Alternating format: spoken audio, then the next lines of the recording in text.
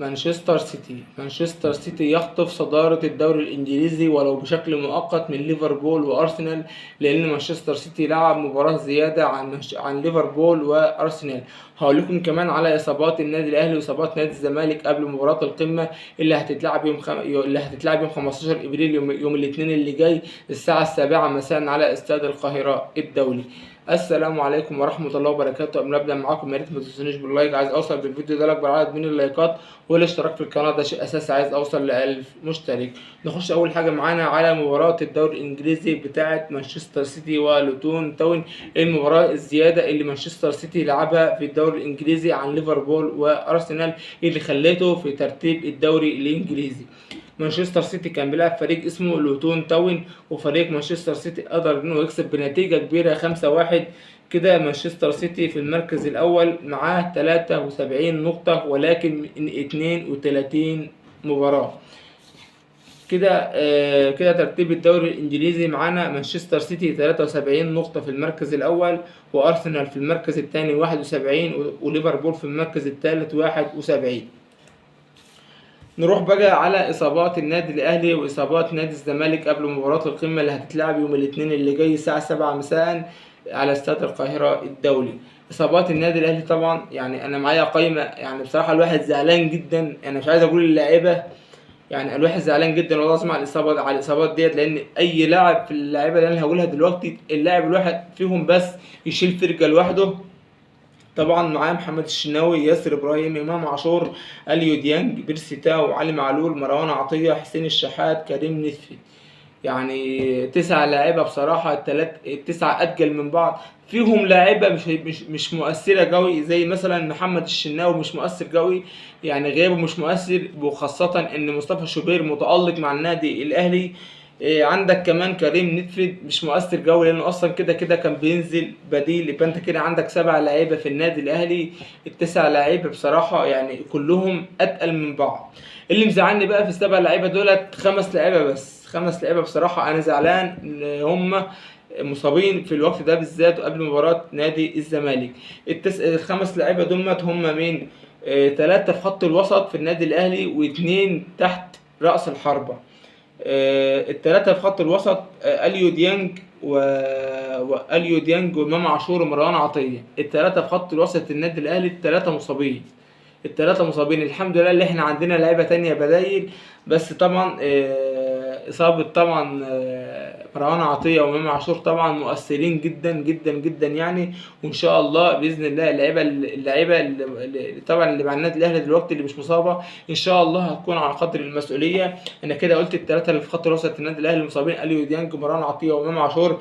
الاثنين بقى اللي تحت المهاجم بيرسي تاو ناحيه اليمين، وطبعا الناحيه الثانيه حسين الشحات. طبعا الاثنين اللي بيلعبوا تحت المهاجم حتى الاثنين دولت مصابين، يعني مش ممكن انا واكتر واحد بقى كمان مزعلني حسين الشحات بصراحه يعني بيحب يلعب الماتشات اللي زي دي بالذات. حسين الشحات يعني تحس كده ان هو بيتالق كده في ماتش الاهلي والزمالك. يعني بصراحة يعني إصابة حسين الشحات مزعلاني قوي. حسين الشحات بصراحة كل ما يلعب الزمالك بصراحة بيتألق بصراحة، لازم يجيب اجوان، لا يعمل اسيستات بصراحة. بس إن شاء الله الأهلي بمن حضر، وأي لاعب وأي 11 مارسيل كولر هيلعبهم إن شاء الله هيكونوا قد المسؤولية، وإن شاء الله الأهلي هيكسب بإذن الله. أنا بقى كمشجع للنادي الأهلي حاطط 3 في خط الوسط مكان الثلاثة المصابين. انا بقى حاطط عمرو السولية وكوكا وقفشه. عمرو السولية وكوكا الدفاع، وقدامهم قفشه صانع العاب. ممكن واحد يقول لي اكرم توفيق، لا انا بختلف معاك. الناس كلها معظمها بصراحه حط اكرم توفيق. يا جماعه اكرم توفيق ما بيعرفش يباصي كوره صح في نص الملعب، ما بيعرفش يباصي كوره. هو ممكن يموت نفسه في خط الوسط ويقطع الكوره بس مش هيعرف يباصيها، لان خط الوسط اصلا بطبعه بيبقى زحمه، فمحتاجه واحد حريف كوره يعني عشان خاطر يقطع الكرة، وفي ثانية الا ثانية تكون شايف مين اللي فاضي وتبصيله الكرة، سواء الكرة عالية او ثرو باص على الارض سريع. عمرو السولية عنده الحتة دي. عمرو السولية بيعرف يقطع الكرة ويعرف في ثانية، يعني شوف عينه كده حلوة بصراحة، عينه حلوة جوه على الملعب، في الملعب بيعرف يقطع الكرة وفي ثانية يكون مباصاها صح. يعرف يرفع الكرة صح، ويعرف يبصها على الارض صح. بصراحه انا كده، عشان كده انا حطيت عمرو السولية. وكوكا برضو بسم الله ما شاء الله يعني حدث ولا حرج. يقطع الكرة، يبصها صح سواء كرة عالية او على الارض، وبيعرف وسريع بسم الله ما شاء الله. يعني الاثنين دولت عمرو السولية وكوكا، الاثنين دولت لازم في الدفاع هما الاثنين يتحطوا. انا بتكلم كمشجع للنادي الاهلي، مش بفرض حاجة، انا بتكلم كمشجع. عمرو السولية وكوكا قدامهم قفشه، اللي انا اصلا مش مستني منه دفاع.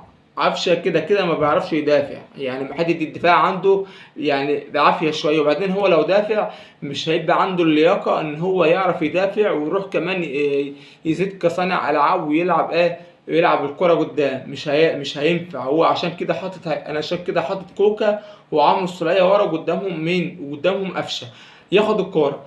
قفشه لو ربنا لو وفق في الماتش ده وعامل ماتش حلو، الاهلي هيكسب ان شاء الله. يعني قفشه طبعا في الماتش ده يعني جماهير طبعا، وانا حاطط عليه امال كبيره جدا ان هو في الماتش ده بالذات يعمل ماتش ما حصلش. قدامه طبعا اتنين من وجهه نظري انا، اللي هم طبعا عشان خاطر اصابه بيرسيتا وحسين الشحات طبعا. لا هيحط، انا من وجهة نظري انا هيحط محمد طاهر ناحية اليمين، وناحية الشمال هيحط رضا سليم ديت من وجهة نظري. وفي الهجوم طبعا هيحط يا كهربا يا كهربا يا اللاعب الفلسطيني يا وسام ابو علي. طبعا التشكيل والحاجات دي كلها طبعا لسه ان شاء الله هتكلم عليها بكره. بس انا طبعا كمشجع اهلاوي حبيت احط لك بس خط الوسط والاثنين اللي هيلعبوا من تحت تحت المهاجم. انا كده قلت لك على اصابات نادي الاهلي. احب اقول لك بقى على اصابات نادي الزمالك. هم 6 لاعيبه، فيهم اللي مؤثر وفيهم اللي مش مؤثر. محمد عبد الشافي والونش ومحمود علاء وابراهيم نضاي واوباما ومحمد صبحي.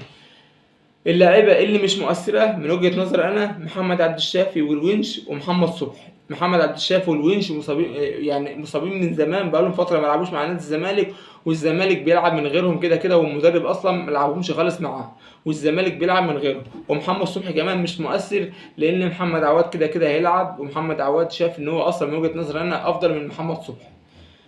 المؤثرين بقى مع نادي الزمالك محمود علاء ابراهيم نضاي اوباما. الثلاثه دمت لو كانوا لعبوا مع نادي الزمالك كانوا هيأثروا مع نادي الزمالك. بس طبعا دمت 3، والنادي الاهلي طبعا عنده 7 يعني، والسبعه دولت كلهم افخم من بعض. يعني الزمالك عنده 3 بس 3 بس مؤثرين، بس عندهم لعيبه تانية بنفس الجوده دي. النادي الاهلي بقى عنده 7 لعيبه كلهم اساسيين، بيلعبوا اساسيين على طول سواء مع النادي الاهلي او مع المنتخب، ما بيبطلوش خالص، سواء في الدوري، في كاس مصر، في كاس السوبر، في كاس افريقيا، في كاس العالم، بيلعبوا مع المنتخب ما بيبطلوش. كل 3 ايام ماتش، وممكن ساعات كمان كل يومين. فالله يكون في عون بصراحه مارسي كولر، الله يكون في عونه. وان شاء الله الاهلي بمن حضر، ان شاء الله الاهلي هيكسب، والاهلي ان شاء الله بمن حضر. وكده اكون خلصت معاكم نهايه فيديو النهارده. اتمنى من اي حد يكون شاهد الفيديو لحد دلوقتي يا ريت ما يبخلش عليا باللايك. عايز اوصل بالفيديو ده بعدد من اللايكات والاشتراك في القناه، ده شيء اساسي. عايز اوصل ل 1000 مشترك، وانا مستني الدعم من اخواتي الاهلاويه اللي هم يوصلوني ل 1000 مشترك. والسلام ختام.